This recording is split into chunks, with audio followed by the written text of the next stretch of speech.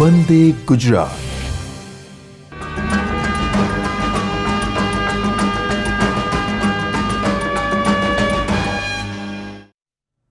નમસ્કાર દર્શક મિત્રો, નિયામક શ્રી આયુષની કચેરી, આરોગ્ય અને પરિવાર કલ્યાણ વિભાગ અંતર્ગત તથા બાયઝેગના સહયોગથી સેટકોમ પ્લેટફોર્મ પર વંદે ગુજરાત ચેનલ મારફતે આયુષ વ્યાખ્યાનમાળાના આ કાર્યક્રમમાં આપ સૌનું હાર્દિક સ્વાગત છે। દર્શક મિત્રો, આયુષ વ્યાખ્યાનમાળાનો આજે 175મો મણકો। આજે બુધવારનો દિવસ એટલે સારવારની માનવીય અભિગમ ધરાવતી ચિકિત્સા પદ્ધતિ એવી હોમિયોપેથિક ચિકિત્સા પદ્ધતિ વિશે જાણકારી મેળવવાનો દિવસ, હોમિયોપેથિક સારવારની ઉપયોગિતા સમજવાનો દિવસ અને હોમિયોપેથિક સારવાર દ્વારા નિરોગી સ્વાસ્થ્ય કેવી રીતે પ્રાપ્ત કરી શકાય તે વિશે જાણવાનો દિવસ। દર્શક મિત્રો, કાર્યક્રમની શરૂઆત કરીએ તે પૂર્વે આપણે પરમ કૃપાળુ પરમાત્માને પ્રાર્થના કરીએ, હે પ્રભુ, આજના આ કાર્યક્રમ અંતર્ગત હોમિયોપેથિક સારવાર વિશે જે કંઈ જાગૃતિની વાતો કરવામાં આવે તે દરેક સામાન્ય જન સુધી પહોંચે અને આ જાગૃતિ દ્વારા દરેક વ્યક્તિ પોતાના અને પોતાના સ્વજનો માટે હોમિયોપેથિક સારવારને વધુને વધુ અપનાવે તથા એવી પણ પ્રાર્થના કરીએ કે હોમિયોપેથિક સારવાર પ્રાપ્ત કરનાર સૌ કોઈ નિરોગી સ્વાસ્થ્ય પ્રાપ્ત કરે। આપણે એવી પણ પ્રાર્થના કરીએ કે હોમિયોપેથિક ચિકિત્સાને વરેલા તમામ હોમિયોપેથિક તબીબો એ હોમિયોપેથિક પદ્ધતિના સ્થાપક એવા ડૉક્ટર સેમ્યુઅલ હનીમનના સિદ્ધાંતોને પોતાના જીવનમાં ચરિતાર્થ કરે અને હોમિયોપેથિક પદ્ધતિના પ્રચાર અને પ્રસાર માટે હંમેશા તત્પર રહે। તો આવી એક ઉમદા પ્રાર્થના સાથે દર્શક મિત્રો, આપણે આ કાર્યક્રમની શરૂઆત કરી રહ્યા છીએ। આપ સૌના પ્રેરણાથી, આપ સૌના ઉત્સાહથી અમે દર વખતે એક નવો વિષય લઈને આપની સમક્ષ ઉપસ્થિત થતા હોય છે અને એ વિષય અંતર્ગત એક નિષ્ણાત વક્તા પાસેથી આપણે હોમિયોપેથિક સારવાર વિશે માર્ગદર્શન મેળવતા હોઈએ છીએ।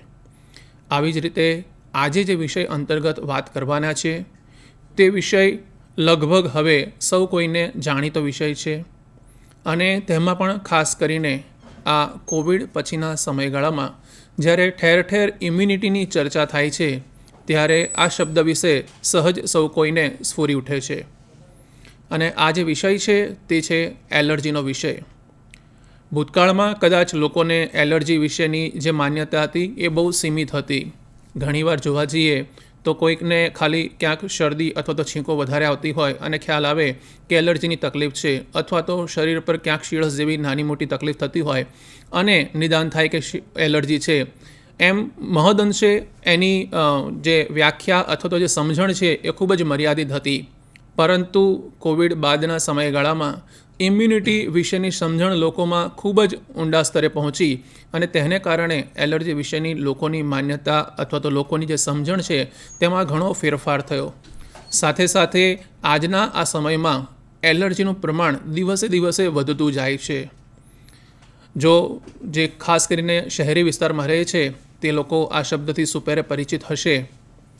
આપણે જો સાર્વત્રિક રીતે જોવા જઈએ તો પશ્ચિમના દેશોમાં એક પરાગરજ પ્રકારની એલર્જી વિશેષ જોવા મળે છે અને ભારત જેવા દેશમાં એ ધૂળની એલર્જી વિશેષ જોવા મળે છે। આ સામાન્ય રીતે લોકોમાં પ્રવર્તતી સમજણ છે, ખ્યાલ છે અથવા તો એલર્જી વિશેની માન્યતા છે।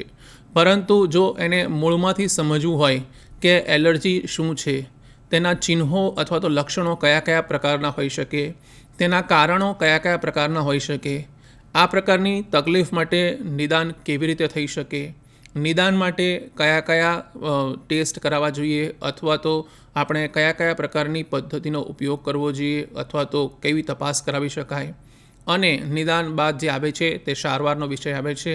તેમાં પણ ખાસ કરીને આજે આપણે વાત કરી રહ્યા છીએ એ હોમિયોપેથિક સારવારની। તો હોમિયોપેથિક સારવાર આ વિશે કેવી રીતે ઉપયોગી થઈ શકે, આવી વિસ્તૃત માહિતી આપણે સૌ મેળવવા ઈચ્છીએ છીએ કારણ કે મેં શરૂઆતમાં જ કીધું કે દિન પ્રતિદિન એલર્જીના જે કિસ્સા છે અથવા તો એલર્જીને લીધી તકલીફો છે એ દિવસે દિવસે વધતી જાય છે। તો આપણે સૌએ એ જાણવું ખૂબ જ જરૂરી છે કે તેના કારણો કયા હોઈ શકે, લક્ષણો કયા હોઈ શકે અને હોમિયોપેથિક સારવાર તેમાં કેવી રીતે ઉપયોગી થઈ શકે। કારણ કે આપણે સૌ એ પણ જાણીએ છીએ કે જાણકારી જ આપણને યોગ્ય રસ્તા તરફ લઈ જઈ શકે છે। તેથી જ આજે આપણે જે વિશેષ વક્તાને આમંત્રિત કર્યા છે તેઓ પોતે ડૉક્ટર અભિષેક જૈન સાહેબ કે અત્યારે સરકારી હોમિયોપેથિક મેડિકલ કોલેજ દેથલી સિદ્ધપુર ખાતે મટીરિયા મેડિકા વિભાગમાં આસિસ્ટન્ટ પ્રોફેસર તરીકેની પોતાની સેવાઓ આપી રહ્યા છે. 11 વર્ષના પોતાના દીર્ઘકાળ કાર્યકાળ દરમિયાન તેઓએ હોમિયોપેથીના આ વિશેષ વિષયમાં પોતાની ખાસી એવી સિદ્ધિ અને ઉપલબ્ધિ પ્રાપ્ત કરી છે અને એલર્જી વિષયક તકલીફો વિશે તેમની વિશેષ રુચિ છે. તેમણે વિશેષ તેમાં સંશોધન કાર્ય પણ કરેલું છે અને તેથી જ આપણે તેમને આજના આ કાર્યક્રમમાં આમંત્રિત કર્યા છે, જેથી કરીને આપણને આ વિષય વિશે સંપૂર્ણ જ્ઞાન મળે, માહિતી મળે, જાગૃતિ મળે. સાથે સાથે દર્શક મિત્રો, આપ સૌને એ પણ વિનંતી કે જો આજના આ કાર્યક્રમને લગતા આપણો જે વિષય છે તેને લગતા જો કોઈ પ્રશ્નો હોય તો તે પ્રશ્નો આપ આપણા વક્તાને અહીં પૂછી શકશો. તે માટેનો ટેલિફોન નંબર આપને કાર્યક્રમ દરમિયાન આપના ટીવી સ્ક્રીન પર જોવા મળશે અને એ ફોન નંબર ઉપર આપ ફોન કરી અને વક્તા પાસેથી માર્ગદર્શન મેળવી શકશો. સાહેબ, આજના કાર્યક્રમમાં આપનું ખૂબ ખૂબ સ્વાગત છે. આપણી પાસે કેટલાક પ્રશ્નો આવેલા છે આજના વિષયને લગતા અને તે પ્રશ્નો પરત્વે આપણે સાહેબ પાસેથી માર્ગદર્શન મેળવીશું. સાહેબ, સૌથી પહેલો જે પ્રશ્ન છે આજનો આ વિષય એલર્જીનો છે અને આપે એમાં ખૂબ જ સુંદર કામગીરી કરેલી છે, આટલા વર્ષોથી આપનો અનુભવ પણ છે. તો સાહેબ, પહેલું તો દર્શક મિત્રોને આપ એ જણાવશો કે એલર્જી એટલે શું અથવા તો એલર્જીક ડિસઓર્ડર એટલે શું? સૌથી પહેલાં હું નિયામક શ્રી આયુષની કચેરી તેમજ આરોગ્ય અને પરિવાર કલ્યાણ વિભાગનો ખૂબ ખૂબ આભાર માનું છું કે મને આ મંચ પર બોલવાનો મોકો મળ્યો છે. એલર્જી એ ખૂબ જ કોમન ડિઝીઝ કન્ડિશન છે, બહુ સામાન્ય રોગ છે. એલર્જીની વાત કરીએ આપણે તો કોઈ પણ બહારના તત્વો એ શરીરમાં પ્રવેશે અને આપણી જે રોગ પ્રતિકારક શક્તિ છે એની સામે લડત આપે અને એના સ્વરૂપરૂપે ઘણા લક્ષણો બહાર આવે છે અને આ લક્ષણોને આપણે એલર્જી કહી શકીએ છીએ. આપણે એલર્જીને સમજવું હોય તો સૌથી પહેલાં ઇમ્યુનિટીને સમજવી ખૂબ જ જરૂરી છે, જેને આપણે રોગ પ્રતિકારક શક્તિ તરીકે ઓળખીએ છીએ. અને રોગ પ્રતિકારક શક્તિ છે એ આપણા વ્હાઇટ બ્લડ સેલ્સ, જે શ્વેત કણો કહેવામાં આવે છે, એને આભારી હોય છે. શ્વેત કણોનું કામ સૈનિકો જેવું છે. જેમ આપણા દેશના સૈનિકો જે આર્મી અને બોર્ડર સિક્યુરિટી ફોર્સ છે એ સતત આપણા દેશની સેવા કરે છે અને રક્ષા કરે છે, તો એવી જ એક વસ્તુ આપણે કહીએ તો શ્વેત કણો એ આપણા શરીરની રક્ષા કરવા માટે બનેલા છે. એ ઘણા બધા બેક્ટેરિયા, વાયરસ કાં તો બીજી કોઈ ફંગીકો, તો ઘણા બધા બહારના તત્વો છે જે કેમિકલ છે એની સામે સતત લડત કરતા હોય છે. આમ તો જનરલી સામાન્ય રીતના ગણીએ તો આટલું બધું રિએક્શન નથી આવતું, પણ આ જે છે એક્ઝાગરેટેડ રિસ્પોન્સ છે, આ જે છે ખૂબ જ ઇન્ટેન્સ સેન્સિટિવિટી અને ખૂબ જ સંવેદનશીલ વાળું જે રિસ્પોન્સ છે એના આભારી કેટલાક ને કેટલાક લક્ષણો જોવા મળે છે. તો સામાન્ય રીતે આપણે એને એલર્જી કહી શકીએ છીએ. ખૂબ જ સુંદર સાહેબ, આપે સરળ ભાષામાં એલર્જીક ડિસઓર્ડર એટલે કે શું અથવા તો એલર્જી એ શું તે વિશેની વાત કરી. સાહેબ, એલર્જી વિશે તો ખ્યાલ આવે, પણ સાથે સાથે મેં કદાચ શરૂઆતમાં જ કીધેલું કે ઘણીવાર પશ્ચિમના દેશોની અંદર એ પરાગરજની એલર્જી, જે લોકોને સામાન્ય રીતે ખ્યાલ છે કે ભાઈ પરાગરજની એલર્જી છે, અને એવી જ રીતે ભારત જેવા દેશની અંદર ધૂળની એલર્જી, આ સામાન્ય રીતે લોકોમાં જે જોવા મળતી સમજણ છે એલર્જી અંગેની, ત્યાં આ જ બે વસ્તુ હોય છે. પરંતુ આપની પાસેથી આજે આપ ઉપસ્થિત છો તો આપની પાસેથી વિશેષ જાણવાની ઈચ્છા છે કે એલર્જી માટે જવાબદાર પદાર્થો અથવા તો પરિબળો કયા કયા હોય છે, જેથી કરીને સૌને ખ્યાલ આવે. ઘણીવાર આપણને ખ્યાલ જ નથી હોતો કે આ વસ્તુ છે એ આપણને એલર્જી કરી રહી છે અને તેને કારણે લક્ષણો ઊભા થતા હોય છે અને વ્યક્તિ ઘણા લાંબા સમય સુધી એ પ્રકારની તકલીફોથી હેરાન થતો હોય છે. આપણે સામાન્ય ભાષામાં વાત કરીએ તો જે તત્વોથી એલર્જી થાય છે એને સાયન્ટિફિક લેંગ્વેજમાં એલર્જન્સ કહેવામાં આવે છે. હવે આ જે એલર્જન્સ છે એ ગમે તે હોઈ શકે છે.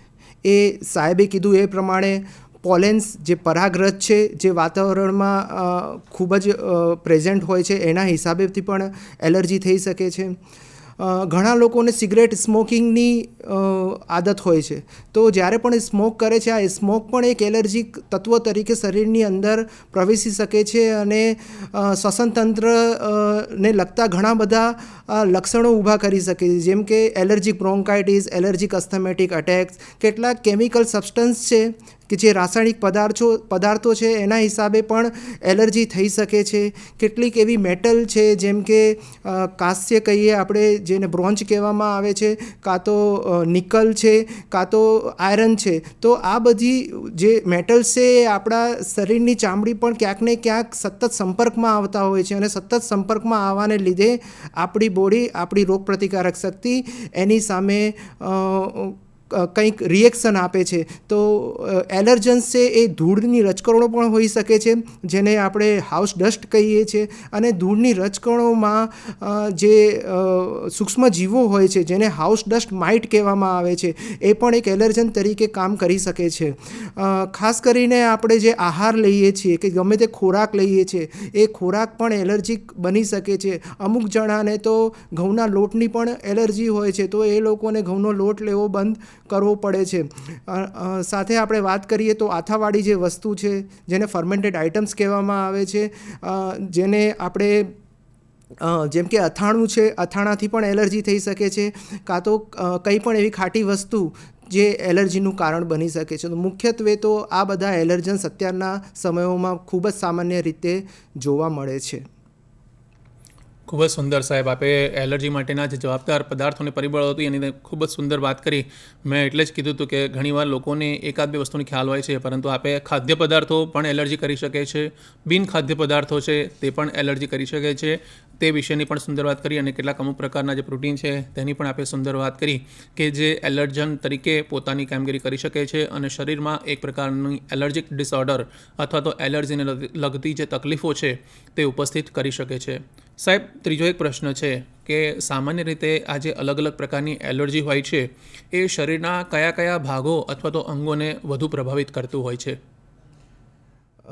એલર્જીની વાત કરું તો આ તો મેં ખાલી પહેલાં જે એલર્જન્સ બતાવ્યા, પણ એના કારણ સ્વરૂપ આપણે જોઈએ તો કે શરીરમાં તો એવી કઈ પ્રક્રિયા થાય છે જેના લીધે આપણું શરીર આ એલર્જન્સથી આટલું બધું સેન્સિટિવ થઈ જાય છે. તો ક્યાંક ને ક્યાંક આપણા સ્ટ્રેસ, જે આપણે તણાવ અનુભવ કરીએ છીએ કે રોજબરોજની પ્રક્રિયા છે કે જેમાં આપણે ભાગદોડવાળી જિંદગી જીવીએ છીએ અને જેમાં ખૂબ જ સ્ટ્રેસ છે, તો આ સ્ટ્રેસ પણ ક્યાંક ને ક્યાંક એલર્જીને પ્રોડ્યુસ કરવા માટે, એલર્જીને ઉત્પન્ન કરવા માટે મહત્ત્વનો ભાગ ભજવે છે. આપણી ખાનપાનની આદતો જોઈએ આપણે કે આપણે ખોરાક જે છે સવારે ખૂબ ઓછો લઈએ છીએ, નાસ્તો ખૂબ ઓછો લઈએ છીએ, બપોરે જમવાનું ખૂબ ઓછું લઈએ છીએ, અને જેમ રાત્રે 9-10 વાગે તો એમાં આપણે ભરપેટ જમવાનું ખાઈ લઈએ છીએ. તો આ બધી જે વસ્તુ છે એ નેચરની વિરુદ્ધ છે. તો ક્યાંક ને ક્યાંક આપણે જે આ વસ્તુ નેચરની વિરુદ્ધ કરી રહ્યા છીએ, તો આપણું બોડી ક્યાંક ને ક્યાંક એને રિએક્ટ તો કરવાનું જ છે.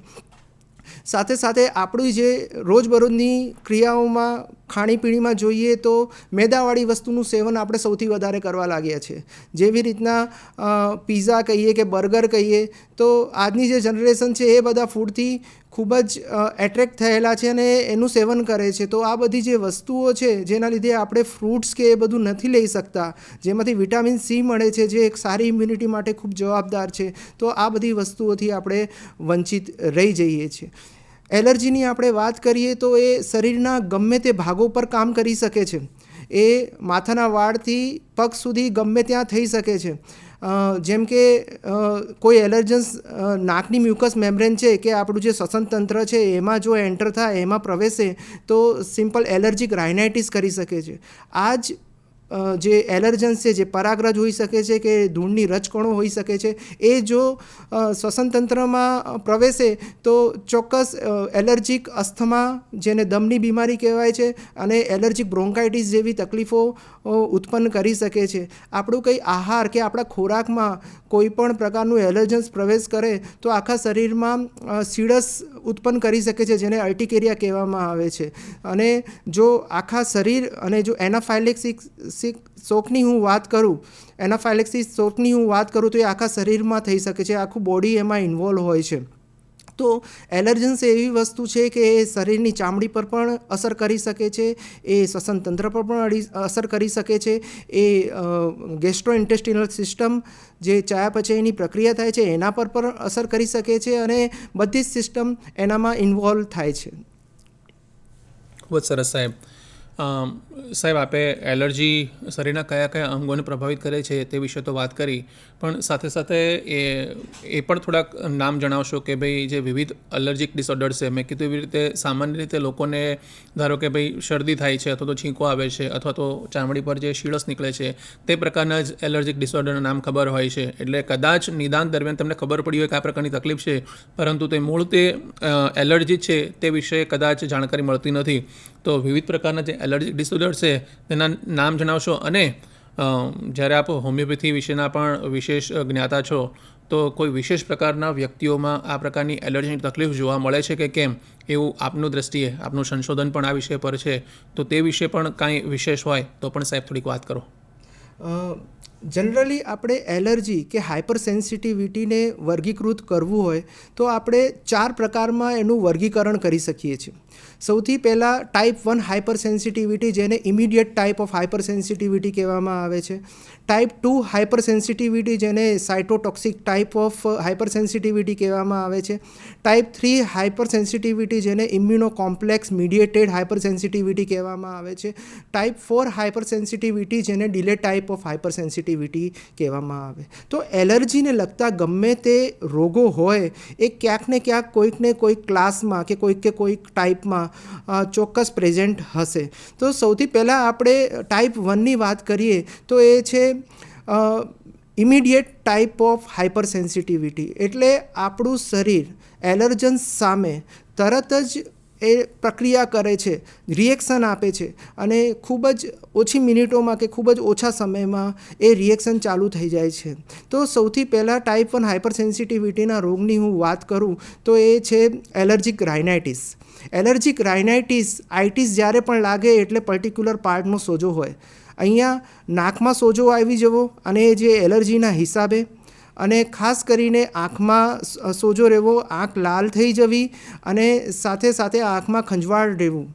જનરલી ટાઈપ 1 હાઇપર સેન્સિટિવિટી છે એ આઈજીઈ, ઇમ્યુનોગ્લોબ્યુલિન ઈને આભારી હોય છે. આઈજીઈ જે કંઈ પણ એલર્જન્સ બોડીમાં એન્ટર થાય, આપણા શરીરમાં એન્ટર થાય છે, તો આ એક પ્રકારના એન્ટીબોડી છે. અને આ એન્ટીબોડી કોણ બનાવે છે? આ એન્ટીબોડી પ્લાઝમા પ્રોટીન કહેવાય છે, જે પ્લાઝમા ફ્લુઇડમાંથી બહાર આવે છે. હવે પ્લાઝમા છે એ બ્લડનો એક ભાગ જ છે, લોહીનો એક ભાગ જ છે. તો એમાંથી એન્ટીબોડી બનતા હોય છે, અને એન્ટીબોડીનું કામ એલર્જન્સને મારવાનું જ હોય છે. તો જે કંઈ પણ એન્ટીબોડી બને છે એલર્જન્સ સામે, એ એલર્જન્સ પર આવે છે, અને એનાથી માસ્ટ સેલ, જેને માસ્ટ કોષો કહેવામાં આવે છે, જે શ્વેતકણનો પ્રકાર છે, એમાંથી ઘણા બધા કેમિકલ મીડિયેટર્સ, જેને આપણે રાસાયણિક તત્વો કહી શકીએ, એ બહાર આવે છે. સૌથી પહેલાં જે છે હિસ્ટામિન, એ બહુ જ ઇમ્પોર્ટન્ટ ભાગ ભજવે છે કોઈપણ એલર્જન્સને મારવામાં.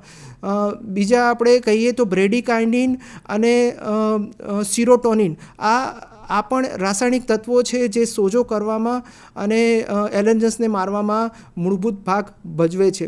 તો જ્યારે પણ એલર્જી થાય છે તો સૌથી વધારે કોઈનો ફાળો હોય તો હિસ્ટામિનનો છે. અને જે કંઈ પણ મેડિસિન્સ આપવામાં આવે છે એ એન્ટીહિસ્ટામિનિક મેડિસિન્સ જનરલી આપવામાં આવતી હોય છે. તો આ વાત થઈ ગઈ એલર્જીક રાઇનાઇટિસ.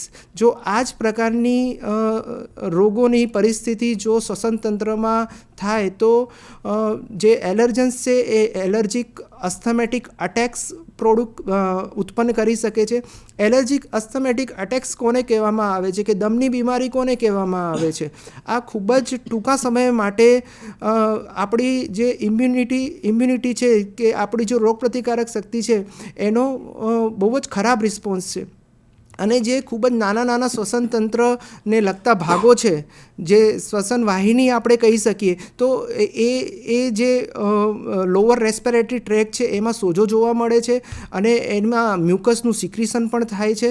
અને આ મ્યુકસ સિક્રિશન થાય તો એના હિસાબે ખૂબ જ ખાંસી ચડે છે, શોર્ટનેસ ઓફ બ્રિધિંગ લાગે, બ્રેથલેસનેસ લાગે, દર્દીને શ્વાસ લેવામાં તકલીફ પડે, અને જનરલી વિસલિંગ સાઉન્ડ, જે સિસોટી વાગતો હોય એ પ્રકારનો અવાજ શ્વાસ લેતી વખતે, શ્વાસ કાઢતી વખતે જોવા મળે છે. તો આ પ્રકારના જે લક્ષણો છે એ એલર્જીક બ્રોન્કિયલ અસ્થમામાં જોવા મળે છે. અને આ જે બીમારી થાય છે એ નાના બાળકોમાં ખૂબ જ કોમનલી જોવા મળે છે. અને આ ઇન્સ્ટ્રિક્ટિક પ્રકારનું એક અસ્થમા છે. અને જનરલી અમુક ઉંમર થાય, જેમ 12 વર્ષ કે 14 વર્ષનો બાળક થઈ જાય તો આ એલર્જી જનરલી ઓછી થઈ જાય છે, એની તીવ્રતા ખૂબ જ ઓછી થઈ જાય છે. અને અમુક લોકોમાં એ પરસિસ્ટ પણ રહે છે, આખી જિંદગી પણ રહી શકે છે. પણ જો આ એલર્જીક અસ્થમા છે, જો એ લાંબા ટાઈમ સુધી ખેંચાય તો આવી જે કન્ડિશન છે એને સ્ટેટસ અસ્થમેટિકસ કહેવામાં આવે છે.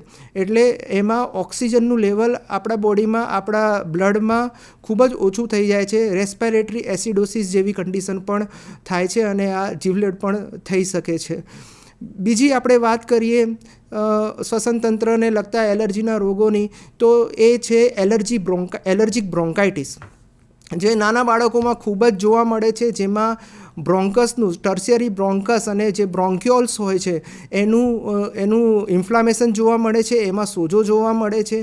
જનરલી આ કોઈ બેક્ટેરિયા, વાયરસ કે બીજા કોઈ પણ રાસાયણિક તત્વો જે ઇરિટન્ટ્સ તરીકે કામ કરે છે એ જો શરીરમાં પ્રવેશે તો આ પ્રકારના એક્યુટ બ્રોન્કાઇટિસ જેવી કન્ડિશન થાય છે. આ એક્યુટ બ્રોન્કાઇટિસનો આપણે સમયગાળો ગણીએ તો જનરલી 3 કે 4 થી 5 દિવસનો જોવા મળે છે. પણ 5 કે 6 દિવસ પછી આ એક્યુટ બ્રોન્કાઇટિસ રહેતો નથી, આ નોર્મલ કન્ડિશનમાં પાછો આવી જાય છે. બીજા પ્રકારનું હું તમને એક રોગ કહું તો ક્રોનિક બ્રોન્કાઇટિસ. સતત એલર્જી હોય અને એલર્જી કન્ડિશનના લીધે સતત એક્યુટ બ્રોન્કાઇટિસ વારે ઘડીએ થઈ જતું હોય, તો જ્યારે પણ બ્રોન્કાઇટિસ 3 કે 4 મહિનાથી વધારે, 3 થી 4 વર્ષ સુધી જો રોકાય તો એવી જે કન્ડિશન છે એને ક્રોનિક બ્રોન્કાઇટિસ કહેવામાં આવે છે. અને આ જે ક્રોનિક બ્રોન્કાઇટિસ છે એ ક્યાંક ને ક્યાંક ઇરરિવર્સિબલ પેથોલોજીકલ ચેન્જીસ ઉત્પન્ન કરવામાં મહત્ત્વનો ભાગ ભજવે છે. ઇરરિવર્સિબલ પેથોલોજીકલ ચેન્જીસ કોને કહેવાય? કે જે રિવર્ટ બેક ના થઈ શકે, જે પોતાની પરિસ્થિતિમાં પાછા ના આવી શકે. તો આ જે ક્રોનિક બ્રોન્કાઇટિસ છે એ આખી જિંદગી હેરાન કરતો રોગ છે. આગળ આપણે એલર્જીક ડિસઓર્ડર્સની વાત કરીએ તો મેં અત્યારે જેમ વાત કરી કે આપણે ખોરાકમાં કે આહારમાં ગમે તે તત્વો આપણે એલર્જન્સ તરીકે વર્તતા હોય છે. તો કંઈ પણ આવા તત્વો આવે જેમ કે ફર્મેન્ટેડ આઇટમ્સ આવે કે બીજું કંઈ પણ આવે તો એના લીધે અર્ટિકેરિયલ રેસિસ થવાના ચાન્સીસ સૌથી વધારે હોય છે, જેને સીડસ કહેવામાં આવે છે, જેને હાઇવ્સ પણ કહેવાય છે, જેને એન્જીઓઇડીમાં પણ કહેવાય છે અને જેને વિલ પણ કહેવાય છે. તો આ સીડસ છે એ ગમે ત્યાં એનો ઉદ્ભવ થઈ શકે છે. અને મેં જેમ વાત કરી કે આઈજી મીડિયેટેડ હોય છે, એ લોકલ પાર્ટ પર જઈને જે કંઈ પણ બ્લડ વેસલ્સ છે, ઓકે, એને બ્લડ વેસલ્સને માં સોજો કરે છે, એને લીકેજ કરે છે અને જે પ્લાઝમા ફ્લુઇડ બ્લડમાં રહેલું છે એ બહાર આવે છે. હવે આ પ્લાઝમા ફ્લુઇડ જ્યારે પણ બહાર આવે છે ત્યારે એમાં ચામડીના ભાગે સોજો આવી જાય છે, ચામડી લાલ કલરની થઈ જાય છે, ખંજવાળ વધારે રહે છે. તો આ પ્રકારનું જે રિએક્શન છે એ અર્ટિકેરિયલ રેસિસ હોય છે ને આ બહુ જ સામાન્ય રીતે જોવા મળતી બીમારી હોય છે. હજુ એક રોગની હું વાત કરું તો એનાફાઇલેક્સિક રિએક્શનની ચર્ચા હું કરવા માગું છું. અમુક વ્યક્તિ અમુક એલર્જન્સ જોડે એટલા બધા સેન્સિટિવ હોય છે, એટલા બધા સંવેદનશીલ હોય છે કે આખું બોડી એને રિએક્ટ કરે છે. અને આખા બોડીમાં જે કંઈ પણ બધા વ્હાઇટ બ્લડ સેલ્સ છે, જુદા જુદા પ્રકારના વ્હાઇટ બ્લડ સેલ્સ આમાં ભાગ ભજવે છે. ખાસ કરીને આમાં શોક પ્રોડ્યુસ થાય છે. શોક એટલે એક વાત કરું કે જેમાં બ્લડ પ્રેશર ખૂબ જ ઓછું થઈ જાય છે. નોર્મલી 120/80 mm ઓફ એચજી જેટલું બ્લડ પ્રેશર હોવું જોઈએ. તમે શોકના પેશન્ટને જોશો તો 90/60 ઓર 60/40 એ પ્રકારનું બ્લડ પ્રેશર જોવા મળે છે. તો એ ખૂબ જ લો હોય છે અને એ જે શ્વસન તંત્રની જે નલિકાઓ છે એના પર કામ કરે છે. અને એ જે શ્વસન નલિકાઓ હોય છે શ્વસન તંત્રમાં એ સંકોચાય છે અને એના હિસાબે પર્સન છે શ્વાસ લઈ શકતો નથી. અને આ જે એનાફાઇલેક્ટિક શોકની હું વાત કરું તો પર્સન ખૂબ જ ઓછા ટાઈમમાં મરી પણ શકે છે, એટલે મૃત્યુ પણ નીપજી શકે છે જો યોગ્ય સારવાર યોગ્ય ટાઈમે કરવામાં ના આવે તો આ પ્રકારનું પણ રિએક્શન થઈ શકે છે. તો એલર્જી એ ખૂબ નાના રોગ પણ હોઈ શકે એલર્જીકના, અને આ એનાફાઇલેક્સિસ જેવા રોગમાં પણ પ્રદર્શિત થઈ શકે છે.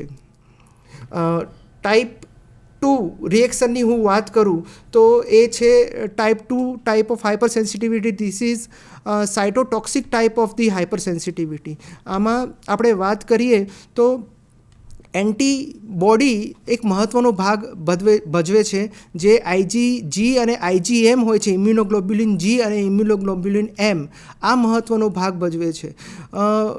આ પ્રકારના જે સેન્સિટિવિટી છે એમાં બ્લડ ટ્રાન્સફ્યુઝન રિએક્શન, એટલે ધારો કે કોઈ પર્સનનું બ્લડ ગ્રુપ A પોઝિટિવ છે અને જો એને B પોઝિટિવ બ્લડ ગ્રુપ ચડાવી દેવામાં આવે તો જે ડોનર છે, જે બ્લડ આપે છે, એના જે એન્ટીબોડી હોય છે એ રિસેપિયન્ટ એટલે જે એક્સેપ્ટ કરે છે, જે બ્લડ લે છે, એના એન્ટીજનને જઈને ક્યાંક ને ક્યાંક પ્રોસેસ કરે છે અને હિમોલાઇસિસમાં કન્વર્ટ થાય છે. અને આ જે પ્રકારનું જે રિએક્શન છે એને બ્લડ ટ્રાન્સફ્યુઝન રિએક્શન કહેવામાં આવે છે.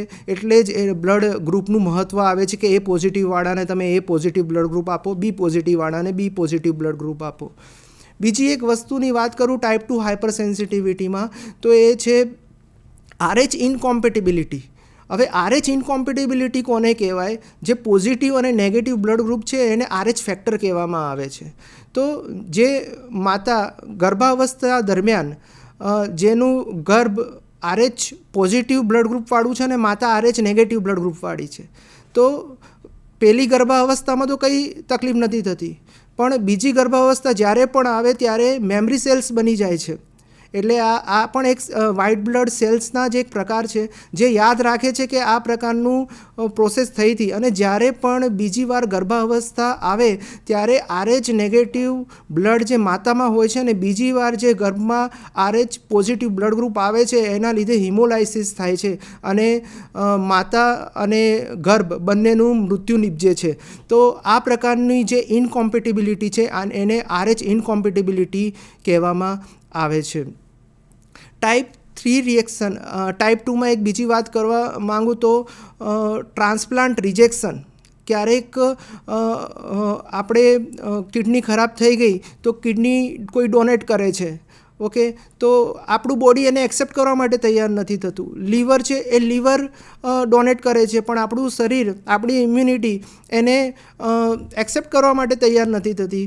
અને એ પ્રકારનું જે રિએક્શન છે એ ટાઈપ 2 હાઇપર સેન્સિટિવિટીને આભારી છે.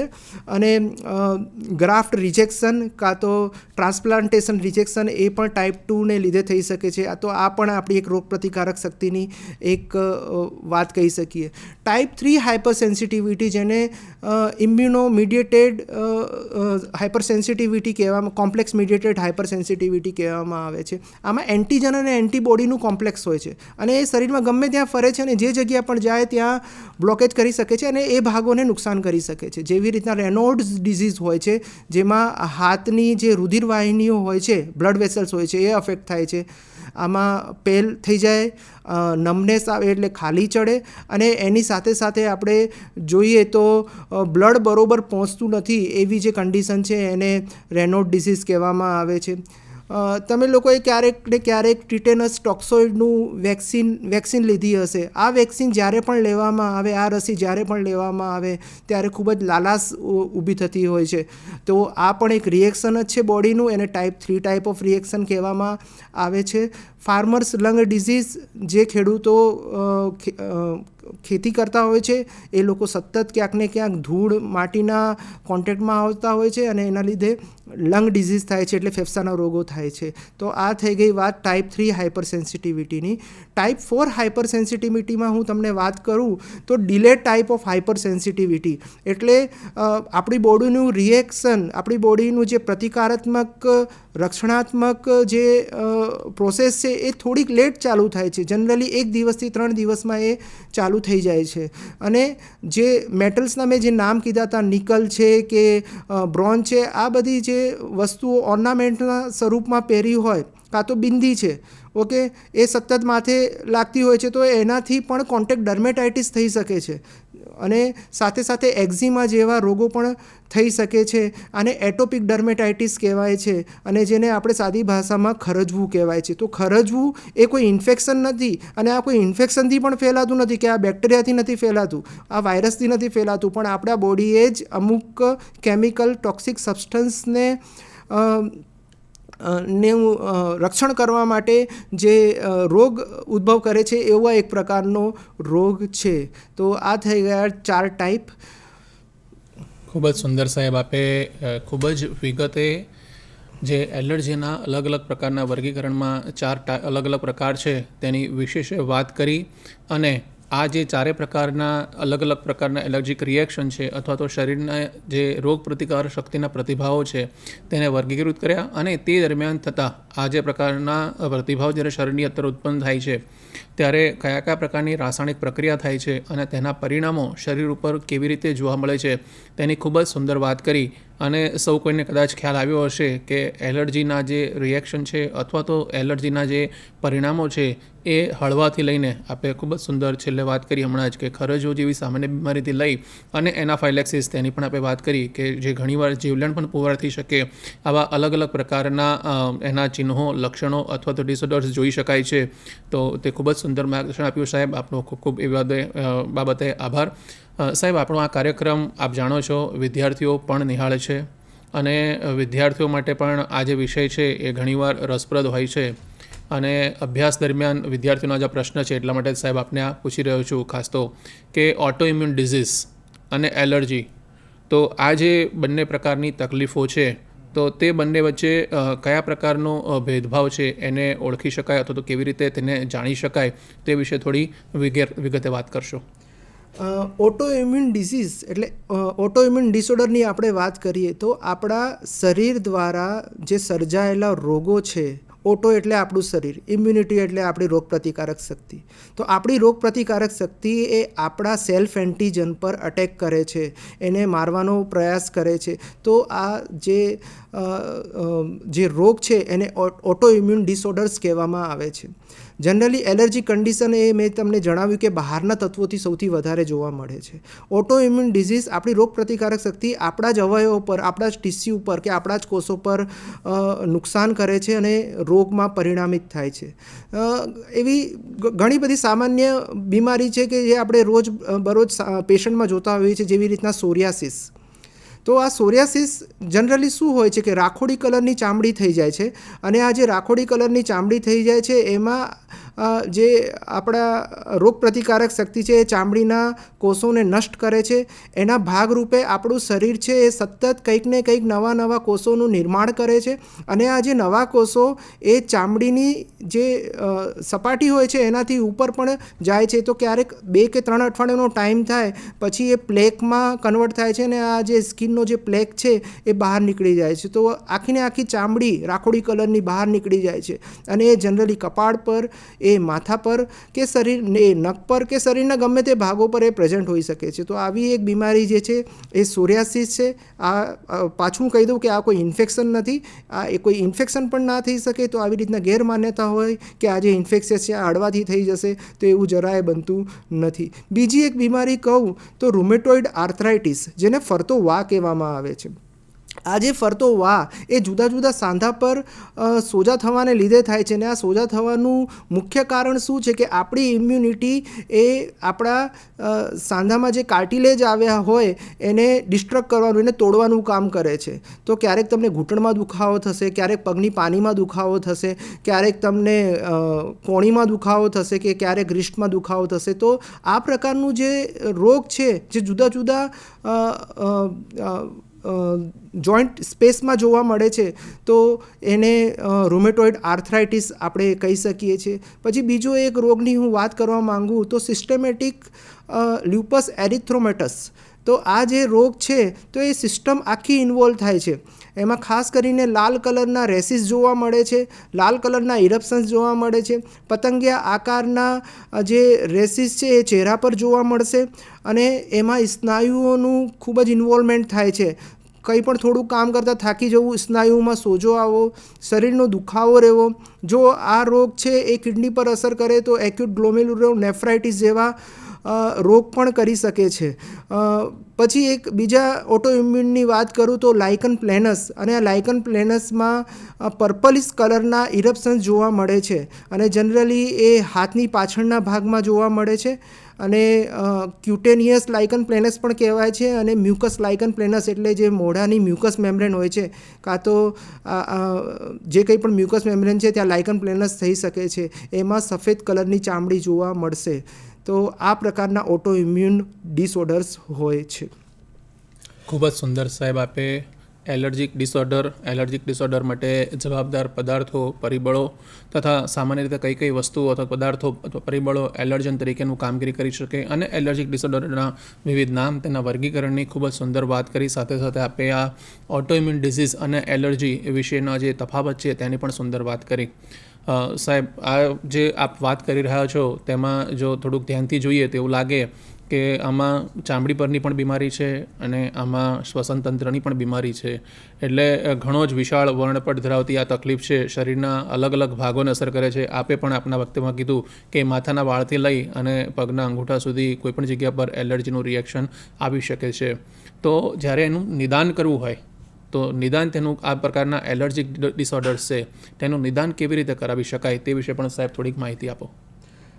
જે લોકોને પણ એલર્જી થતી હોય કે સામાન્ય ખંજવાળ રહેતી હોય તો આપણે એક સસ્પેક્ટ કરી શકીએ છીએ કે એલર્જી હોઈ શકે, પણ એને કન્ફર્મ કરવા માટે આપણે જનરલી CBC કે કમ્પ્લીટ બ્લડ કાઉન્ટ કરી શકીએ છીએ, અને કમ્પ્લીટ બ્લડ કાઉન્ટમાં ઇઓસિનોફિલ છે એનું પ્રમાણ સૌથી વધારે હોય છે, જેને ઇઓસિનોફિલિયા કહેવામાં આવે છે. તો જનરલી આ ઇઓસિનોફિલિયા જોવા મળે છે. બીજી વસ્તુ આપણે કોઈ ઇન્વેસ્ટિગેશન્સ કરાવવું છે તો એ છે IgE, ઇમ્યુનોગ્લોબ્યુલિન E. જનરલી કોઈ પણ પ્રકારના જે immediate type of hyper sensitivity છે એમાં IgUનું રોલ સૌથી વધારે છે. તો આ ઇમ્યુનોગ્લોબ્યુલિન E છે એ વધારે માત્રામાં જોવા મળે છે. ત્રીજું, એક આપણે એલર્જી માટે કોઈ ઇન્વેસ્ટિગેશન્સ કરાવવું હોય કે કયા તત્વોથી એલર્જી છે તો એલર્જન્સ પ્રિક ટેસ્ટ આવે છે, સ્કિન પ્રિક ટેસ્ટ આવે છે. તો એમાં જુદા જુદા એલર્જન્સને લઈને સ્કિનમાં નાખવામાં આવે છે, પ્રિક કરવામાં આવે છે, અને એનાથી એલર્જીક રિએક્શન કેટલું આવ્યું એ જોવામાં આવે છે. જનરલી 5 મિલીમીટર કરતાં જો વધારે આવે રિએક્શન તો એ પર્સનને એ તત્વથી એલર્જી છે એવું આપણે માની શકીએ. તો આ ખૂબ જ ઉપયોગી નિદાન છે કે આપણને ખબર પડે કે આપણે આ વસ્તુથી દૂર રહેવું જોઈએ, કે આપણે ફર્મેન્ટેડ આઇટમથી દૂર રહેવું જોઈએ, કે આપણે ધૂળથી દૂર રહેવું જોઈએ, કે આપણે હાઉસ ડસ્ટ માઇટ છે એનાથી દૂર રહેવું જોઈએ. તો આ એક પ્રકારનું જે છે. ચોથું એક કહું તમને ડાયગ્નોસ્ટિક પોઈન્ટ, તો એ છે જ્યારે પણ સ્કિન લીઝન થાય અને ક્યારેક લાઇકન પ્લેનસને આ બધા જે રોગો હોય છે એનું આપણે જાણવું હોય તો બાયોપ્સી કરવામાં આવે છે, અને બાયોપ્સીથી કન્ફર્મ થાય છે કે આ કયા પ્રકારની ચામડીનો રોગ છે. તો જનરલી આટલા તમે રોગ કરો તો નિદાન થઈ જતું હોય છે. ખૂબ જ સુંદર સાહેબ, આપની પાસેથી આજે એલર્જીની માહિતી મેળવી રહ્યા છે, જે જાગૃતિ મેળવી રહ્યા છે, તો તેના પરથી જે એક ખાસ કેન્દ્રબિંદુ અથવા તો જે કેન્દ્રવર્તી વિચાર જે પ્રાપ્ત થયો તે એવું છે કે ક્યાંક ને ક્યાંક જે સંવેદનશીલ હોય છે શરીર, એ સંવેદનશીલ શરીર છે એ મોટેભાગે એલર્જીક પ્રકારના પ્રતિભાવો વધારે આપતું હોય છે. અને જ્યારે વાત સંવેદનશીલતાની આવે ત્યારે હોમિયોપેથી અચૂક સાંભળે, કારણ કે હોમિયોપેથિક દવાઓ છે તેના માટે સારામાં સારા દર્દીઓ એ કે જે સારામાં સારી સંવેદનશીલતા ધરાવતા હોય, અને આવા પ્રકારના દર્દીઓમાં હોમિયોપેથિક દવાના પરિણામ પણ સારા મળે. તો આપની પાસેથી આપનો વિષય સાહેબ મટીરિયા મેડિકા હોમિયોપેથિક જે ઔષધ વિજ્ઞાન છે તે જ છે. તો આપની પાસેથી એ જાણકારી અચૂક મેળવવા ઈચ્છીશું કે આ પ્રકારની જે એલર્જીક ડિસઓર્ડરની તકલીફો છે તેમાં હોમિયોપેથિક સારવારની શું ભૂમિકા છે. જેવી રીતના મેં વાત કરી કે એલર્જી છે એ બધા લોકોને થાય એ જરૂરી નથી. આ બોડીનો એક એબનોર્મલ રિસ્પોન્સ છે. રક્ષણાત્મક તો છે પણ સાથે સાથે એબનોર્મલ પણ ગણી શકાય. એલર્જી એ બધા લોકોમાં નથી થતી. એલર્જી અમુક જ લોકોમાં થાય છે, અને જે લોકોમાં થાય છે એને જરૂરી નથી કે બધા જ તત્વોથી એલર્જી હોય. તો જ્યારે રોગ ઉદ્ભવ થવામાં એ વ્યક્તિગત રોગ ઉદ્ભવ થાય છે, ઇન્ડિવિજ્યુઅલાઇઝેશનનું બેઝ છે કે આપણે નક્કી નથી કરી શકતા કે કોનામાં આવશે, કોનામાં સ્ટ્રેસ ફેક્ટર છે એ આપણે નક્કી નથી કરી શકતા, અને એલર્જીમાં રૂપાંતરિત થાય છે. તો આવી જ રીતના જે રોગ વ્યક્તિગત છે એની સારવાર પણ વ્યક્તિગત જ હોવી જોઈએ. એટલે હોમિયોપેથીની હું જે વાત કરું છું કે હોમિયોપેથી જે સાયન્સ છે એ વ્યક્તિગત એટલે વ્યક્તિમાં બહુ માને છે. એ રોગને તો મટાડે છે પણ રોગથી આગળ જે કંઈ વસ્તુ મટાડે છે તો એ રોગિષ્ટને મટાડે છે. એ આખા પર્સનમાં જે કંઈ પણ રોગ હોય એ બધા જ રોગનું એ નિદાન એટલે બધા જ રોગની એકસાથે એ સારવાર કરે છે. ધારો કે એક વ્યક્તિમાં 7થી 8 બીમારી છે તો 7થી 8 જાતની જુદી જુદી દવાઓ આપણે આપવાની? ના, એવું નથી. હોમિયોપેથિક સાયન્સમાં વ્યક્તિને ઓળખવામાં આવે છે. રોગને તો ઓળખવું જરૂરી છે જ, પણ રોગથી પણ આગળ કંઈ જરૂરી છે તો એ વ્યક્તિ છે. જેમ કે કોઈ પ્લાન્ટ કોઈ છોડ ઉદ્ભવે છે કે છોડ મોટો થાય છે તો એના માટે શું જરૂરી છે? તો એના માટે જમીનને સમજવું જરૂરી છે. જમીનમાં આપણે ખાતર નાખીએ છીએ. તો એવી રીતના એલર્જીક કે ઓટો ઇમ્યુન ડિસઓર્ડર જેવી જે બીમારી છે એના માટે તમારે વ્યક્તિને સાજો કરવો પડશે તો રોગ આપોઆપ સારું થઈ જશે. તો અત્યારે મેં જે એક્ઝામ્પલ આપ્યું કે એક વ્યક્તિને 6 કે 7 રોગો છે તો 7 રોગો માટે જુદી જુદી દવા આપવી એના કરતાં એક દવાથી જે કંઈ પણ બધા રોગો છે એ બધાનો નાશ થાય છે. એને જળમૂળમાંથી આપણે ચોક્કસ કાઢી શકીએ છીએ. તો હોમિયોપેથિક દવાઓનું જે નોલેજ છે એ હોમિયોપેથિક મટરિયા મેડિકા નામના સબ્જેક્ટમાં આવે છે. એ જે વિષય છે અને એમાંય ઘણી બધી મટરિયા મેડિકાની બુક્સ છે અને મટરિયા મેડિકાની બુક્સમાં બધી જ મેડિસિન વિશે વ્યક્તિગત માહિતી આપવામાં આવે છે. એનો શરીરનો બાંધો કેવો હોય છે કે શરીરનું બંધારણ કેવું હોય છે, એના માનસિક લક્ષણો કેવા હોય છે કે એની સાથે માણસને કેવી તરસ લાગે છે એ પર્ટિક્યુલર મેડિસિનમાં એનો ઉલ્લેખ થયેલો હોય છે. તો આ બધી જ મેડિસિનને જાણવી ખૂબ જ ઇમ્પોર્ટન્ટ થઈ જાય છે એક હોમિયોપેથ માટે જ્યારે પણ તમે મેડિસિન આપો. તો અહીંયા મેં વાત કરી કે હોમિયોપેથીમાં માનસિક લક્ષણોને બહુ જ વધારે પ્રાધાન્યતા આપવામાં આવે છે.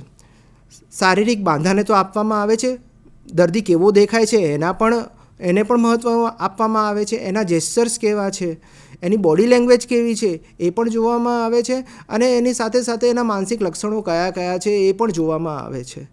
એને વધારે પડતી બીક લાગે છે, એ રોગના વિશે શું વિચારે છે, એ કઈ પ્રકારની પર્સનાલિટી છે, એ ખૂબ જ ગુસ્સે થાય છે, એ ખૂબ જ રડે છે, એના ઇમોશન કેવા છે. ઇમોશન્સ એટલે આખી વસ્તુ આવી જાય એમાં માનસિક લક્ષણોની. તો પહેલાં એને પ્રાધાન્યતા આપવામાં આવે છે અને અમે એઝ હોમિયોપેથિક ફિઝિશિયન પણ એ જ જાણવાનું પ્રયત્ન કરીએ છીએ કે આ પર્સન કેવો છે. એના વિશેષ આપણે વાત કરીએ તો દર્દીને તરસ કેવી લાગે છે, એને વધારે તરસ લાગે છે કે ઓછી તરસ લાગે છે, કે એને ઠંડી વધારે લાગે છે કે એને ગરમી વધારે લાગે છે, કે એને કઈ વસ્તુ ગમે છે, એને ખાટી વસ્તુ ગમે છે કે કોઈ આથાવાળી વસ્તુ ગમે છે કે કાં તો બીજી કોઈ વસ્તુ ગમે છે. તો એની ડિઝાયર એન્ડ એવર્ઝન શું છે, એની સ્ટૂલ હેબિટ કેવી છે, એનો પેશાબ કેવો આવે છે, એની ફ્રીક્વન્સી કેવી છે. તો આ બધી જ વસ્તુઓ એને કેવી રીતના એક મિનિટ આપને અટકાવું છું. સુરેન્દ્રનગરથી એક ફોન છે સાહેબ. ઓકે. હલો હલો હું સુરેન્દ્રનગરથી બોલું છું, સ્નેહા. હા સ્નેહાબેન બોલો, શું પ્રશ્ન છે આપનો? સર, મારી મમ્મીને ઉંમર છે, બ્લડ પ્રેશર. હલો. હા હા, આપ ટીવીથી દૂર રહેશો તો આપનો અવાજ અહીંયા સ્પષ્ટ આવશે. હલો, મારી મમ્મીને છે ને પગમાં વોટ કપાસીનો પ્રોબ્લેમ બહુ થાય છે. હા, આ સિવાય અન્ય કોઈ તકલીફ? કપાસીનો પ્રોબ્લેમ બહુ થાય છે. એની માટે હોમિયોપેથીની દવા વોર્ટેક્સ એક્સ લે છે તો શું એનાથી બ્લડ પ્રેશર વધી શકે ખરું? એમને હાઈ બીપીનો ઓલરેડી છે જ પ્રોબ્લેમ. હા, હું સાહેબને કહું, સાહેબ વાત કરશે. બરાબર. કઈ દવા લો છો આપ, જરા નામ વર્ણવશો? કીધું ને કોણ કપાસી એમ. નહીં, એના માટે કોઈ દવાનું નામ બોલ્યા તમે? ડિફિકલ્ટી લાગે છે. હલો. હા, ફોન આપ બંધ કરી અને ટીવીથી દૂર રહેશો. સમજાતું નથી, કઈ સંભળાતું નથી. કપાસી માટે તમે કઈ હોમિયોપેથિક દવા લો છો એ તમને ખ્યાલ છે? હા, એમને. હા સાહેબ, કદાચ આપણું ટ્રાન્સમિશન ત્યાં સુધી પહોંચતું નથી. આપ કપાસી અંગે હોમિયોપેથીમાં સારવાર શું થઈ શકે? તે અંગે કોન માટે જો આપણે વાત કરીએ તો એન્ટીમોનિયમ ક્રૂડમ એ ખૂબ સારી મેડિસિન છે જે કપાસીના દર્દને ખૂબ જ ઓછું કરી શકે છે. કપાસી કાઢવા માટે જો બીજી કોઈ દવા છે તો એ સિલિસિયા છે એ બાયોકેમિક મેડિસિન તરીકે પણ આવે છે, કાં તો 3x કાં તો 6xમાં તમે જનરલી લઈ શકો છો. તો આવી બધી મેડિસિનનું સેવન કરવાથી કપાસી સંપૂર્ણપણે બહાર નીકળી જશે અને જે વારે ઘડીએ જે થાય છે એનાથી પણ તમને રાહત જોવા મળશે. પણ મારો એક અભિપ્રાય એવો છે કે તમે એક હોમિયોપેથિક નિષ્ણાતને બતાવીને જ આ બધી દવાઓનો તમે ઉપયોગ કરો તો એ ખૂબ સારી વસ્તુ છે. કારણ કે મેં તમારો બધો જ રીતના કેસ જોયો નથી એટલે મારી પણ અમુક લિમિટેશન છે, પણ મારા નોલેજની દ્રષ્ટિએ હું તમને આ બધી દવાઓનો ઉલ્લેખ કરી શકું છું. ખૂબ જ સુંદર. સ્નેહાબેન, અમને આનંદ થયો કે તમે અમારો કાર્યક્રમ નિહાળો છો અને આ પ્રકારે પ્રશ્ન પૂછીને અમારો ઉત્સાહ પણ ખૂબ જ વધારતા હો છો. સાહેબ, આપ વાત કરી રહ્યા હતા હોમિયોપેથિક સારવાર અંતર્ગત. એટલે આપણે કોન્સ્ટિટ્યુશનલ ટ્રીટમેન્ટ હોમિયોપેથીમાં હોય છે કે જે કોન્સ્ટિટ્યુશન એટલે આપણે જે બંધારણ પ્રમાણે દવા આપવામાં આવે છે એમાં બહુ જ નાનામાં નાની વસ્તુ પૂછવામાં આવે છે અને આ નાનામાં નાની વસ્તુ પણ અમારા માટે ખૂબ જ મેટર કરે છે. તો એના બેઝ પર જે મેડિસિન આપવામાં આવે એ ચોક્કસ હોમિયોપેથિક મેડિસિન જે કંઈ પણ આપવામાં આવે એ ચોક્કસ રોગને મટાડવામાં ખૂબ જ ઉપયોગી થાય છે. હું અમુક મેડિસિન્સના નામ કહેવા માગું છું જે કોન્સ્ટિટ્યુશનલ મેડિસિન તરીકે ખૂબ જ વપરાતી હોય છે. સૌથી પહેલાં હું વાત કરીશ તો કેલ્કેરિયા કાર્બની. હવે આ કેલ્કેરિયા કાર્બની જે પર્સનાલિટી છે એ કેવી હોય છે તો કેલ્કેરિયા કાર્બ ખૂબ જ જાડા હોય છે, જે લોકોને પરસેવો વધારે આવે છે અને જે લોકોના પરસેવામાંથી ખૂબ ખાટી વાસ મારે છે. આ જે પ્રકારના જે લોકો છે એ ખૂબ જ આળસુ હોય છે, કામ કરવાનું એ લોકોને જરાય નથી ગમતું અને એ લોકો ખૂબ ઇન્સિક્યુરિટી ફીલ કરે છે કે હું ધારો કે બહાર જઈશ તો મારું શું થશે, કે મારા છોકરાઓ ઘરે ટાઈમથી નથી પહોંચ્યા, કે આ કોઈ ફેમિલી મેમ્બર છે ઘરે ટાઈમથી નથી, આને કંઈક થઈ તો નહીં ગયું હોય, એનું કોઈ એક્સિડન્ટ તો નહીં થઈ ગયું હોય. તો આ રીતના બધી જ બાબતોમાં એ લોકો ઇન્સિક્યોર છે. તો જ્યારે પણ આ ઇન્સિક્યુરિટી વધારે દેખાય અને સાથે સાથે આ શારીરિક બંધારણ દેખાય ત્યારે કેલ્કેરિયા કાર્બ જેવી દવાઓ ઘણા બધા રોગોમાં એ એલર્જીક રોગોને મટાડવાનું કામ કરતી હોય છે. બીજી એક મેડિસિનની હું ચર્ચા કરું તો સલ્ફર, એને કિંગ ઓફ એન્ટીસોરિક મેડિસિન કહેવામાં આવે છે. અને સલ્ફર જે એલર્જીનું જે રિએક્શન આવે છે, સલ્ફરનું પણ એવું જ રિએક્શન હોય છે, બહુ જ ફાસ્ટ રિએક્શન હોય છે, બહુ જ ક્વિક રિએક્શન હોય છે. તો સલ્ફર જે પર્સન છે એ ખૂબ જ બિંદાસ હોય છે. એ ભલે ગરીબ હોય, એણે ભલે ગમે તેવા કપડાં પહેર્યા હોય પણ પોતાની પર્સનાલિટી વિશે એને કંઈ ના પડ્યું હોય. અને સાથે સાથે ઉનાળાની ઋતુમાં એને સૌથી વધારે ચામડીની બીમારી થાય છે અને ખાસ કરીને એક્ઝિમા કે બીજા કોઈ પણ જાતના સ્કિન ઇરપ્શન જોડે સૌથી વધારે એ અસરગ્રસ્ત હોય છે. તો એવા લોકોમાં સલ્ફર જેવી મેડિસિન પણ આપણે આપી શકીએ છીએ. ત્રીજી એક મેડિસિન્સની વાત કરું તો બરાઇટા કાર્બ. આ બરાઇટા કાર્બ જેવી મેડિસિન જે છે એ નાના બાળકોમાં આપવામાં આવે છે, કાં તો જે પર્સન ખૂબ જ સ્ટુપિડ છે, જેનામાં જરાય પણ સેન્સ નથી, હસવાની વાતમાં બહુ જ સિરિયસ થઈ જાય અને જ્યારે સિરિયસ થવાની વાત છે ત્યારે ખૂબ જ હસી પડે. તો અને જે લોકોના દાંત ખૂબ જ લેટ આવ્યા છે, ચાલે છે ખૂબ જ લેટ, અને એવા બાળકોમાં કે એવા લોકોમાં જે એલર્જી ઉત્પન્ન થાય છે એના માટે બરાઇટા કાર્બ એ ખૂબ સારી મેડિસિન હોઈ શકે છે. બીજી એક મેડિસિનની હું વાત કરવા માગું તો પલ્સેટિલા. પલ્સેટિલા જનરલી સ્ત્રીઓને માટે ખૂબ સારી મેડિસિન છે અને જે લોકોને રડવું ખૂબ જ આવે છે, નાની નાની વાતે રડવાનું આવે, અને જે બાળકો ખૂબ જ માઇલ્ડ હોય, જેન્ટલ હોય, યેલ્ડિંગ હોય અને ખૂબ સારું વર્તતા હોય ને આપણી વાતો પણ માનતા હોય, તો અને જે લોકોને થર્સ્ટલેસનેસ એટલે તરસ જરા પણ નથી લાગતી હોતી, તો એવા દર્દીઓમાં જે લોકોને એલર્જીક ડિસઓર્ડર છે, જો પલ્સેટિલા આપવામાં આવે તો એ ખૂબ જ સારી કામ કરતી હોય છે. બીજી એક મેડિસિનની વાત કરવા માંગુ તો એ છે નેટ્રમ્યુર. ભેજવાળા વાતાવરણમાં એ લોકોને ખૂબ જ તકલીફ જોવા મળે છે, જે ફોલ્ડ્સ ઓફ સ્કિન હોય છે એમાં ઇરપ્શન જોવા મળે છે, ચામડીની બીમારી જોવા મળે છે, એવા લોકોને શરદી જોવા મળે છે. તો નેટ્રમ્યુર પણ એઝ કોન્સ્ટિટ્યુશનલ મેડિસિન તમે વિચારી શકો છો. એ એન્ટીસોરિકની વાત કરું તો સોરાઇનમ, જે અમુક સ્કિનની કે ચામડીની બીમારી એટલી બધી ભયાનક હોય છે, જેવી રીતના સોરિયાસિસ છે. તો આ જ્યારે પણ આવી ચામડીની બીમારી થાય છે ત્યારે પેશન્ટનો માઇન્ડસેટ કેવી રીતના થઈ જાય છે કે જ્યારે પણ એને બીમારી એટલી વધારે હોય છે કે એ હંમેશા કંટાળી જતો કે આના કરતાં મરી જવું સારું, કે આના કરતાં ડેથ સારી. તો આવું જ્યારે માઇન્ડસેટ થઈ જાય છે ત્યારે સોરાઇનમ જેવી મેડિસિન પણ આવી શકે છે. મેડોરિનમની વાત કરું તો જે એલર્જીક અસ્થમા માટે ખૂબ સારી મેડિસિન છે. એના છાતીના ભાગે સૂવાથી કે પેટ પર સૂવાથી કોઈ પણ એલર્જીક કફ હોય ને મેડોરિનમ ખાલી એક જ ડોઝ આપ્યો હોય તો પણ એ કામ કરતી હોય છે. કેટલીક સ્પેસિફિક મેડિસિન જેવી રીતના ડલકામરા છે, એલિયમ સેપા છે, એકોનાઇટ છે, એ રોગના ચિહ્નોને લઈને પણ આપી શકાય છે અને એ ઘણા અંશે રાહત કરી શકે છે. ખૂબ જ સુંદર સાહેબ, આપે એકદમ વિશાળ હોમિયોપેથીની જે ઉપયોગિતા છે ખાસ કરીને એલર્જીક ડિસઓર્ડરની અંદર તે વિશેની વાત કરી અને મને નિશ્ચય એટલો વિશ્વાસ છે અથવા તો શ્રદ્ધા છે કે દર્શક મિત્રો જે આ કાર્યક્રમ નિહાળતા હશે તેમને હોમિયોપેથિક સારવારની ઉપયોગિતા વિશે ખૂબ જ સુંદર ખ્યાલ આવ્યો હશે અને તેઓ હોમિયોપેથિક સારવારને વધુ અપનાવશે આપના માર્ગદર્શનના આધારે. સાહેબ, વધુ એક પ્રશ્ન. આપણે સૌ જાણીએ છીએ કે છેલ્લા 2 વર્ષમાં કોવિડનો સમયગાળો ચાલ્યો અને કોવિડ દરમિયાન એ બાબત ખૂબ જ ચર્ચાતી હતી કે અલગ અલગ પ્રકારની જો બીમારી કોઈ વ્યક્તિ ધરાવતું હશે, ઘણીવાર ડાયાબિટીસની વાત થાય, ઘણીવાર બ્લડ પ્રેશરની વાત થાય, કિડનીની તકલીફોની વાત થાય, આવી અલગ અલગ તકલીફો સાથે જો કોઈ વ્યક્તિને કોવિડ થશે તો તેના પરિણામો ક્યાંક ને ક્યાંક થોડા ખરાબ રહેશે અથવા તો એ તીવ્રતા જ્યારે કોવિડ થશે તેની વધુ રહેશે. નસીબ જોગે અત્યારે કોવિડની તીવ્રતા એટલા પ્રમાણમાં નથી. આપણે ઘણા અંશે તેમાંથી બહાર નીકળી ગયા છે. સાથે સાથે રસીકરણ પણ ઘણા મોટા પ્રમાણમાં થઈ ચૂકેલું છે. ત્યારે આપની પાસેથી એ પણ જાણવા ઈચ્છીએ કે આ જે એલર્જીક પ્રકારના જે વ્યક્તિઓ હતા અથવા તો લોકો હતા તેમાં કોવિડના સમયગાળામાં કાંઈ ફેરફાર આપની દ્રષ્ટિએ જોવા મળેલો હતો કે નહીં? એટલે કોવિડનો જે સમયગાળો હતો અને કોવિડ કયા લોકોને સૌથી વધારે હેરાન કરતો હતો, જેને પહેલાંથી ઓલરેડી કોઈકને કોઈક એલર્જીક રોગો હોય એ. હવે એલર્જીક રોગોની આપણે જે વાત કરી છે એમાંથી મેં જે વાત કરી કે બ્રોન્કિયલ અસ્થમા અને જે લોકોને બ્રોન્કાઇટિસ, એમાં જે ઇરિવર્સિબલ ચેન્જીસ ડેવલપ થઈ ગયેલા હોય છે અને એમ્ફાઇઝીમા, તો આ બધામાં આપણા ફેફસાની હાલત એટલી બધી ખરાબ થઈ ગયેલી હોય છે કે કોરોના ના થયો હોય છતાં પણ ઓક્સિજન લેવલ પહેલાંથી ઓછું જ રહેતું હોય.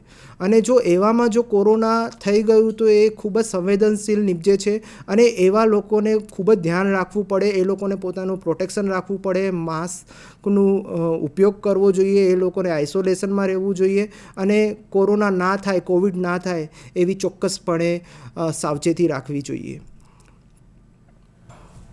સાહેબ, અંતમાં આપણે કાર્યક્રમ પૂરો કરવા તરફ જઈ રહ્યા છીએ તો અંતમાં એક વિશેષ પ્રશ્ન જે લગભગ દરેક પ્રકારના કાર્યક્રમોમાં અમે પૂછતા હોઈએ છીએ અને લોકોને પણ આ પ્રકારે માહિતગાર કરવા ઘણીવાર જરૂરી છે. કારણ કે જો તેમને સંપૂર્ણ યોગ્ય માહિતી પૂરી પાડવામાં ન આવે તો ઘણીવાર તેમને અપૂરતી માહિતીના કારણે પોતાના સ્વાસ્થ્ય માટે જે યોગ્ય પગલાં લેવા જોઈએ તે લઈ શકતા ન હોય અથવા તો ઘણીવાર હોમિયોપેથિક સારવાર માટે જતા હોય ત્યારે પણ તેમને જો વ્યવસ્થિત સમજણ સાથે મોકલેલા હોય તો તે હોમિયોપેથિક સારવાર માટે પણ નિયમિતતા દાખવે છે. તો આપની દ્રષ્ટિએ જે હોમિયોપેથિક સારવાર છે, ખાસ કરીને આ જે એલર્જીક તકલીફો છે તેની કોઈ નિશ્ચિત સમય મર્યાદા ખરી કે જે સમય મર્યાદા માટે તેમણે સારવાર કરવી જોઈએ તો એલર્જીક ડિસઓર્ડર છે અથવા તો એલર્જીકને લગતા જે તકલીફો છે, લક્ષણો છે તેમાંથી તેમને સારું થઈ જાય? સાહેબ, આ ખૂબ સારો પ્રશ્ન છે અને હું આ વાત પર કહેવા જ વાળો હતો કે લોકોમાં એક માન્યતા છે કે હોમિયોપેથીને કામ કરતાં ખૂબ જ ટાઈમ લાગે છે. પણ આજે હું સાચી વાત એમ કહું તો ધારો કે કોઈ પેશન્ટ કે કોઈ દર્દી એ 8 વર્ષથી 9 વર્ષથી એલર્જીક રોગો સાથે પીડાય છે અને હોમિયોપેથીમાં જો 3 મહિના એની સારી રીતના સારવાર કરવામાં આવે અને રોગનું જડમૂળમાંથી નિરાકરણ કરવામાં આવે તો તમે મને એ કહો કે 7-8 વર્ષ વધારે છે કે 3 મહિના વધારે છે? તો એવી કોઈ જ વસ્તુ નથી. જેવી રીતના હોમિયોપેથિક આપવામાં આવે તો તરત જ 1 મહિનામાં એ 60-70% જો સારી રીતના દવા તમે આપેલી હોય તો 70% જેટલી તીવ્રતા પહેલાં જ મહિને એ આરામ કરી દે છે અને ક્યારેક એપિસોડ પણ આવે તો પણ એ ખૂબ જ ઓછી તીવ્રતાના આવે છે. ઓકે, તો આપણે આ સમજીને જોઈએ તો હોમિયોપેથી દવા એ ખૂબ ઓછો ટાઈમ લગાડે છે રોગને મટાડવા માટે, નહીં કે એ ખૂબ લાંબી પ્રોસેસ છે. અને જનરલી તમે કોઈ પણ એલર્જીક રોગ માટે 6 કે 7 મહિના કે જેટલી ટ્રીટમેન્ટ કરો તો એ જડમૂળમાંથી ચોક્કસ જતો જ રહે છે. તો જનરલી આપણે 3 મહિનાથી 6 મહિના જેટલો સમયગાળો કોઈ પણ એલર્જીક રોગોને આપવો જોઈએ. જો કોઈ એલર્જી બહુ એક્યુટ હોય તો હું નથી કહેતો કે 3 મહિના, એ ખાલી 1 કે 2 દિવસમાં જ આરામ પડી જશે. ખૂબ જ સુંદર સાહેબ, આપ અહીંયા ઉપસ્થિત રહી અને એલર્જીક ડિસઓર્ડર અને હોમિયોપેથી તે વિશે સુંદર માર્ગદર્શન આપ્યું. ખાસ કરીને એલર્જી વિશેની વિસ્તૃત છણાવટ કે એલર્જી શેનાથી થઈ શકે, એલર્જી અંગેના કારણો કયા કયા હોઈ શકે, કયા કયા પદાર્થો અને પરિબળો છે એલર્જી માટે જવાબદાર હોઈ શકે, શરીરના કયા કયા અંગો છે તે એલર્જીક રિએક્શનથી અથવા તો એલર્જીને કારણે પ્રભાવિત થઈ શકે, અને સાથે સાથે ઓટોઇમ્યુન ડિઝીઝ અને એલર્જી તે વિશેનો તફાવત અને હોમિયોપેથિક સારવાર અને એલર્જીક જે ડિસઓર્ડર છે તેના નિદાન અંગેની સુંદર વાતો કરી. સાથે સાથે જે કેન્દ્રવર્તી વિચાર અમને સૌને આપ્યો કે સંવેદનશીલતા, જેમ હોમિયોપેથિક સારવાર છે તેની જે અસર છે એ શરીરની રોગપ્રતિકારક શક્તિ મારફતે થતી હોય છે અને સંવેદનશીલ વ્યક્તિઓમાં હોમિયોપેથિક સારવાર ખૂબ જ સારું પરિણામ આપતી હોય છે. તો આપના માર્ગદર્શન પરથી એટલું નિશ્ચય થાય છે કે એલર્જીક પ્રકારના જે તકલીફો છે તેમાં પણ હોમિયોપેથિક સારવાર છે એ ખૂબ જ સારું પરિણામ આપતી હશે. અને દર્શક મિત્રો પોતાના અને પોતાના પરિવારજનોને આ પ્રકારની તકલીફ માટે હોમિયોપેથિક સારવાર માટે લઈ જશે અને તેમને આ પ્રકારની તકલીફોમાંથી હોમિયોપેથિક સારવાર દ્વારા મુક્ત કરાવશે. તે વિશે પણ અમને ચોક્કસ શ્રદ્ધા છે. આપ અહીંયા ઉપસ્થિત રહ્યા અને અમને માર્ગદર્શન આપ્યું તે બદલ આપનો ખૂબ ખૂબ આભાર. સાથે સાથે નિયામક શ્રી આયુષ કે જેના માર્ગદર્શન હેઠળ આ સમગ્ર કાર્યક્રમનું આયોજન થાય છે તેમનો આભાર. નાયબ નિયામક તાલીમ અને સંશોધન કે જેમની પ્રેરણાથી આપણે નવા નવા કાર્યક્રમો કરીએ છીએ તેમનો ખૂબ ખૂબ આભાર. અને દર્શક મિત્રો આપનો આભાર. આપ આવા અવનવા પ્રશ્નો પૂછીને અમારો ઉત્સાહ વધારતા હો છો તો આપનો પણ ખૂબ ખૂબ આભાર.